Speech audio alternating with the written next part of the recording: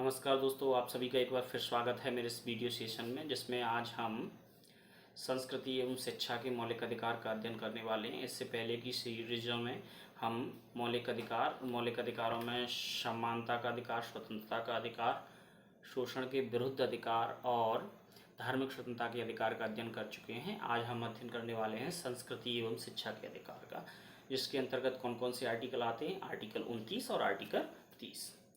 तो जैसा कि इसके नाम में उल्लेखित है, ये क्या देने वाला है? संस्कृति एवं शिक्षा का अधिकार। जो लोग हैं उन्हें अपनी संस्कृति को बचाए रखने और शिक्षा, बोली, भाषा या लिपि को बचाए रखने के अधिकार ये प्रदान करता है। तो इसके अंतर्गत दो आर्टिकल 29 और आर्टिकल 30, जिनका हम अध्ययन करेंगे। आर्टिकल 29 क्या कहता है? आर्टिकल 29 प्रदान करता है संस्कृति एवं शिक्षा का अधिकार। आर्टिकल 29 के अंतर्गत भारत के किसी भी भाग में रहने वाले लोगों के अनुभाग को, नागरिकों के अनुभाग को, यहाँ ध्यान देने वाली बात यह है कि ये वाले जो अधिकार हैं वो किसको प्राप्त हैं? केवल नागरिकों को प्राप्त हैं और इन्हें विदेशियों को प्रदान नहीं किया गया है। जैसा कि हम पढ़ते हैं ना कि केवल नागरिकों को कौन कौन से अधिकार प्राप्त हैं? 15, 16, आर्टिकल 15, 16, 19, 29, 30। तो ये 29 है, जिसमें संस्कृति एवं शिक्षा के अधिकार हैं। ये केवल किसको प्राप्त हैं? भारतीय नागरिकों को प्राप्त हैं, अन्य को प्रदान नहीं किए गए। तो इसमें क्या है? भारत में किसी भी भाग में रहने वाले व्यक्तियों को अपनी बोली, भाषा और लिपि और संस्कृति को बचाए रखने का अधिकार है। ये अधिकार कैसा है? समूह के लोगों को, पूरे समूह को ये कलेक्टिवली प्रदान किया गया है कि नागरिकों का कोई भी अनुभाग हो, मतलब नागरिकों का कोई भी टुकड़ा, जो भारत में रहने वाले नागरिकों के कोई किसी भी अनुभाग को ये प्राप्त है कि वह अपनी भाषा, लिपि, बोली और संस्कृति को बचाए रखे। दूसरा ये है, इसका दूसरा पहलू कि किसी भी नागरिक को राज्य के किसी भी राज्य द्वारा मान्यता प्राप्त, राज्य के अंतर्गत आने वाले और राज्य से सहायता प्राप्त संस्थान में प्रवेश से इस आधार पर किसी भी धर्म, जाति या भाषा के आधार पर प्रवेश से रोका नहीं जाएगा। और ये क्या करता है? व्यक्तिगत सम्मान की सुरक्षा प्रदान करता है। ठीक है, फिर आते हैं अनुच्छेद 29 है, वह धार्मिक एवं भाषाई अल्पसंख्यकों की बात नहीं करता है केवल। इसमें उच्चतम न्यायालय ने व्यवस्था दी थी कि यह नागरिकों के किसी भी अनुभाग को प्राप्त है, जो कि चाहे वो अल्पसंख्यक हों या बहुसंख्यक, जो भारत में रहते हैं, भारत के नागरिक हैं, उन नागरिकों के किसी भी अनुभाग को यह अधिकार प्राप्त है कि वह अपनी बोली, भाषा और लिपि को सुरक्षित बनाए रखें और साथ ही राज्य द्वारा मान्यता प्राप्त या सहायता प्राप्त किसी भी संस्थान में उनके प्रवेश से वंचित न किया जाए। ठीक है, और साथ ही उच्चतम न्यायालय ने भाषा के संरक्षण हेतु इन लोगों को क्या है? आंदोलन करने से भी छूट दी है कि वो चाहें तो भाषा को बचाने के लिए आंदोलन कर सकते हैं। और जब उन्हें आंदोलन करने की छूट दी है तो साथ ही साथ नेताओं को छूट दी है क्या? कि वो उनसे चुनावी वादे करें। अब वो माने अथवा ना माने, लेकिन वो चुनावी वादे तो कर ही सकते हैं कि हम आपकी भाषा और लिपि को सुरक्षित रखेंगे, आप हमें वोट दें। लेकिन इसके बाद यदि वो इस बात को नहीं मानते हैं तो उन्हें पीपल्स रिप्रेजेंटेशन एक्ट 1951 के तहत अनर्ह घोषित नहीं किया जाएगा, क्योंकि जो आपकी मांगे हैं वही तो उनके झूठे वादे हैं। ठीक है, अब चलते हैं आर्टिकल 30, शिक्षा संस्थानों की स्थापना और प्रशासन करने का अधिकार। तो ये अनुच्छेद, इससे पहले वाला जो हमने अनुच्छेद 29 देखा, वो किसका है? वो नागरिकों के किसी भी अनुभाग को अपनी बोली, भाषा और लिपि को बचाए रखने का अधिकार प्रदान करता था।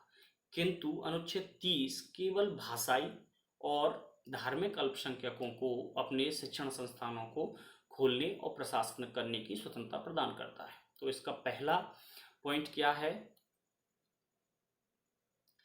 पहला है कि अल्पसंख्यक वर्ग को अपनी रुचि के शिक्षण संस्थाओं की स्थापना करने और प्रशासन करने का अधिकार होगा, पहला। ठीक, दूसरा पॉइंट ये है कि वो कहता है कि यदि राज्य द्वारा अनिवार्य संपत्ति के अर्जन के अंतर्गत कोई अल्पसंख्यक संस्थान का भू अधिग्रहण किया जाता है तो भू अधिग्रहण से क्या है, उससे राज्य उन्हें निराकृत नहीं कर सकता उनके अधिकारों को, बल्कि राज्य को उनकी संपत्ति के एवज में उन्हें क्या देना पड़ेगा? मुआवजा देना पड़ेगा। और हम ऐसे देखते हैं, तो संपत्ति का जो अधिकार था वो तो क्या मौलिक अधिकारों से हटा दिया गया। कहाँ भेज दिया गया है? भाग 12 में अनुच्छेद 300 का के तहत, जिसमें क्या लिखा गया है? उसमें ये कहा गया है कि राज्य चाहे तो संपत्तियों का अनिवार्य अर्जन कर सकता है और इसके लिए वो किसी भी संपत्ति के लिए कुछ भी एवज में देने के लिए दायी नहीं होगा। ऐसे भी उसे अधिकार प्रदान किए गए हैं। किंतु यहाँ दो चीजें और की गई हैं कि यदि वह अल्पसंख्यक संपत्ति का अर्जन करता है, जो अल्पसंख्यकों की संपत्ति है, तो उसके एवज में उससे जितना भी मुआवजा है वो देना पड़ेगा। दूसरा ये है कि वो यदि फार्म लैंड है, एग्रीकल्चरल लैंड है, मतलब कृषि योग्य भूमि है जिस पर कृषि हो रही है, उसे अनिवार्य अर्जन करता है तो भी उसे मुआवजा देना पड़ेगा। इसीलिए क्या है, राज्य के पास मुआवजा देने की स्थिति सिर्फ दो ही हैं। कौन सी? एक तो अल्पसंख्यक संपत्ति हो और एक एग्रीकल्चरल लैंड हो, तब राज्य को मुआवजा देना अनिवार्य हो जाता है। चलो आगे देखते हैं। तो क्या है, पहला तो ये हो गया कि अल्पसंख्यक वर्ग को अपनी रुचि के संस्थान खोलने का और प्रशासित करने का अधिकार। दूसरा ये है, राज्य द्वारा यदि उनकी संपत्ति का अनिवार्य अर्जन किया जाता है तो वो उसके लिए मुआवजा देगा। और तीसरा पॉइंट ये है, राज्य आर्थिक सहायता से अल्पसंख्यक संस्थानों में विभेद नहीं कर सकता कि किसी को दे अथवा ना दे, लेकिन अल्पसंख्यक संस्थानों में विभेद नहीं करेगा, उन्हें वह ग्रांट देनी ही पड़ेगी। आर्टिकल 30 में जो अल्पसंख्यक शब्द है उसको संविधान में कहीं भी क्लैरिफाई नहीं किया गया है कि अल्पसंख्यकों में क्या आने वाला है, या उसकी कोई परिभाषा स्पेशली नहीं दी गई है, बस अंडरस्टूड है वो। और अल्पसंख्यक शिक्षण संस्थानों को तीन तरीके के हैं। एक तो वो जो राज्य से मान्यता प्राप्त करते हैं और राज्य से सहायता भी प्राप्त करते हैं, आर्थिक सहायता। दूसरे वो जो राज्य से मान्यता तो प्राप्त करते हैं किंतु आर्थिक सहायता प्राप्त नहीं करते। तो जो राज्य से आर्थिक सहायता प्राप्त नहीं करते किंतु मान्यता लेते हैं, और इससे पहले वाले जो आर्थिक सहायता और मान्यता दोनों लेते हैं, तो ये दोनों जो ग्रुप हैं, इनमें क्या होगा, राज्य के सर्कुलर के अनुसार शैक्षणिक स्टाफ होगा, शैक्षणिक गतिविधियां होंगी, इसमें अनुशासन, पाठ्यक्रम सारा वो होगा जो राज्य के सर्कुलर डिसाइड करेंगे, उस हिसाब से चलेंगे। और इसके बाद तीसरी एक श्रेणी आती है जिसमें ना तो वो मान्यता प्राप्त करते हैं और ना ही आर्थिक सहायता प्राप्त करते हैं। तो इसका मतलब ये नहीं है कि ये राज्य सरकार के सर्कुलर फॉलो नहीं करेंगे। आप शैक्षणिक सर्कुलर भले ही अपने हिसाब से बना लें, लेकिन आप अन्य जितने भी नियम हैं, कानून हैं, उनके अंतर्गत आएंगे।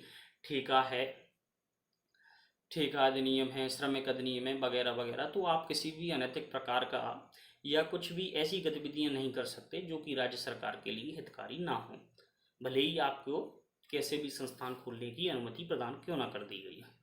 इसके बाद क्या है कि केरल हाईकोर्ट ने सरकार को व्यवस्था ये दी थी कि जो भी प्रशासित करने का आपका अधिकार है, आप प्रशासन चलाएंगे, किंतु यदि किसी शैक्षणिक उत्कृष्टता की स्थापना हो या फिर संस्थान का स्टैंडर्डाइजेशन हो, उसे अच्छे लेवल पर लेके जाना हो, इसके लिए यदि अच्छी नियति से गवर्नमेंट चाहे तो उसके प्रशासन में इंटरवेंशन कर सकती है, उसे अधिकार प्राप्त होंगे। आप उसे रोक नहीं सकते कि ये अल्पसंख्यक संस्थान, ठीक है। तो इस तरीके से ये भी एब्सोल्यूट नहीं है, इसमें भी राज्य को इंटरवेंशन करने की कहीं ना कहीं जगह रह गई है, ठीक है। तो इस तरीके से हमारे क्या हुआ, संस्कृति एवं शिक्षा के अधिकार का समापन हुआ। और अब हम नेक्स्ट वीडियो में देखेंगे क्या, अनुच्छेद 32। ओके, तब तक के लिए गुड बाय।